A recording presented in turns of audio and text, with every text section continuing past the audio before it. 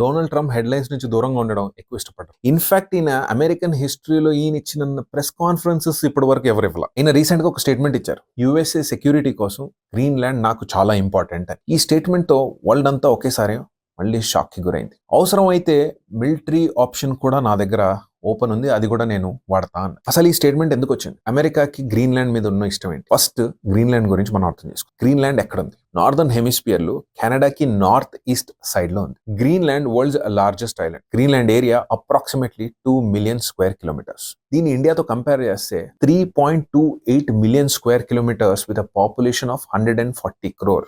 మనం Greenland 2 million square kilometres, కానీ population ఎంతో తెలుసా?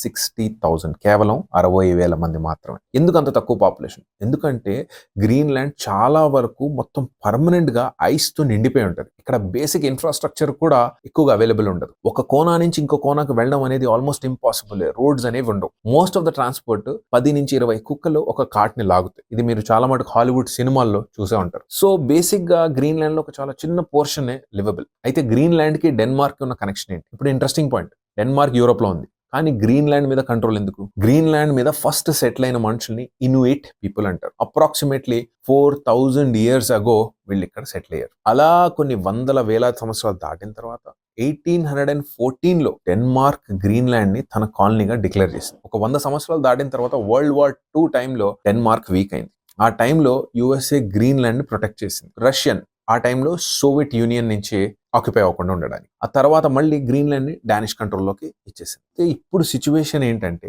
జియోగ్రఫికల్లీ అమెరికాకి గ్రీన్లాండ్ చాలా దగ్గర, పొలిటికల్లీ డెన్మార్క్ కంట్రోల్ అంటే యూరప్ కంట్రోల్లో ఉంది. అయితే ఇక్కడ ఇంపార్టెంట్ పాయింట్ మనం తెలుసుకోవాల్సింది ఏంటంటే, గ్రీన్లాండ్ ఆటోనమస్ ఎలా అయింది? ఈ రోజు కూడా 80 to 90% ఆఫ్ పాపులేషన్ ఇన్యుయిట్ పీపుల్. వాళ్ళకు ఒక స్లోగన్ ఉంది, Greenland belongs to the people of Greenland. మాకు యూరోప్ తో ఎటువంటి సంబంధం లేదు అని వాళ్ళ లోకల్ పాపులేషన్ అంటది. డెన్మార్కే ఇది ఒక రెబిలియన్ ఫియర్ లా కనిపించి 2009లో గ్రీన్లాండ్ ని ఆటోనమస్ గా డిక్లేర్ చేసుకుంది. అప్పటి వరకు తన కాలనీ లాగే వాడుకుంటుంది. ఇప్పుడు గ్రీన్లాండ్ దగ్గర వాళ్ళ ఓన్ గవర్నమెంట్ ఉంది, ఎలక్షన్స్ ఉంటాయి, ఓన్ లాస్ ఉంటాయి, వాళ్ళ ఓన్ క్యాపిటల్ సిటీ నూక్ కూడా ఉంది. అయితే డిఫెన్స్ అండ్ ఫారిన్ పాలసీస్ మాత్రం డెన్మార్కే కంట్రోల్ చేస్తుంది. So Greenland complete sovereign country అయితే కాదు. ఇన్ఫాక్ట్ ఇండియా స్టోరీ కూడా more or less during 1947 was on the similar line. మొత్తం ఇండిపెండెన్స్ ఏమో మిమ్మల్ని కూర్చోబెట్టి వెళ్తాం, మేము నడిపిస్తాం అన్నారు. కొన్ని విషయాలు అలా అంతా కుదరదు బాబు, బయలుదేరండి ఇంకని చెప్పి ఆ టైంలో ఉన్న గ్రేటెస్ట్ లీడర్స్